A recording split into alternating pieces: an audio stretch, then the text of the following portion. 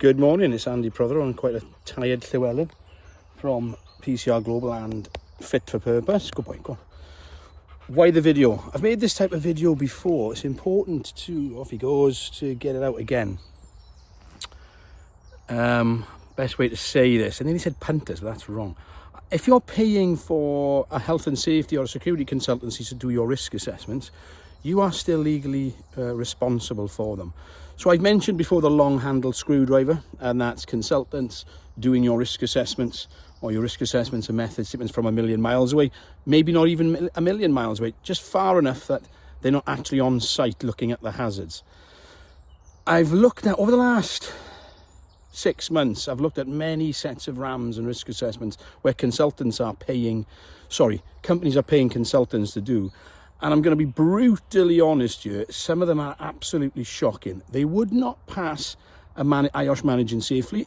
They certainly would never pass a NEBOSH, and they're definitely not suitable and sufficient. Now, that's not all of them. But some of them are shockingly bad. And I don't understand how health and safety practitioners, with a few letters after their name as well, would produce something that bad. Surely if they were to sit down and go through it themselves, they would say, no, this is not right, or they would never accept that of somebody else. So it begs the question, why would they then produce that for a client?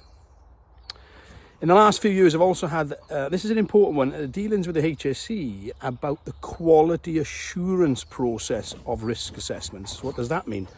It means the HSE expect to see how a health and safety consultancy quality assures its risk assessments before they go out of the door. Yes, I can guarantee you that because I've dealt with it. And that's a really important point. This is sort of, why I focus on risk assessments a lot. But back to that point, if you're a manager in an engineering company, or if you're a site manager on a construction site and your consultants are passing you risk assessments, cost assessments, method statements, don't blindly accept them. You shouldn't be blindly accepting them, and your company should not be set up so you blindly accept them as well. Remember, it's your legal responsibility. You're on that site. So if you are giving your guys documentation to sign on to, you are heavily involved in that process.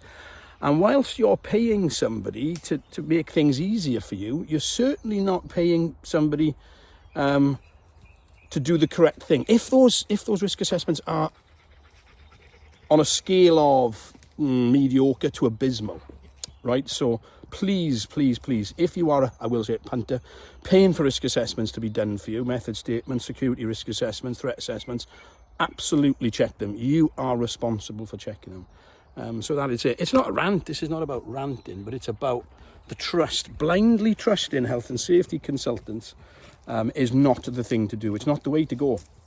Do you remember the health and safety consultant who got, there's a number of them. Some of them have had suspended sentences. Some of them had over £100,000 taken off their companies because people have died on site. Some of them have been fined £1,500 because they don't know how to do a hand-down vibration risk assessment. So these things are happening. So please, companies, do not blindly trust health and safety consultants. I am one. Do not blindly trust the risk assessments we do for you. But you'll probably notice that we don't do them for you. We'll sit down with you and train you to do them because that's, in my opinion, the way to do it. And that's it. So that's it. Nothing much to say really. A very important point. Stay safe, stay healthy, and when you can, stay productive.